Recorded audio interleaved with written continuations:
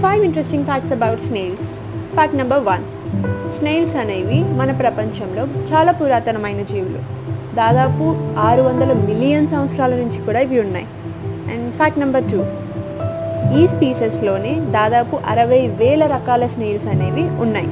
అవి సముద్రంలో, భూమిపైన, ఫ్రెష్ వాటర్లో కూడా మనం కనిపెట్టవచ్చు. ఫ్యాక్ట్ నెంబర్ 3, వీటికి వినికిడి అనేది ఉండదు.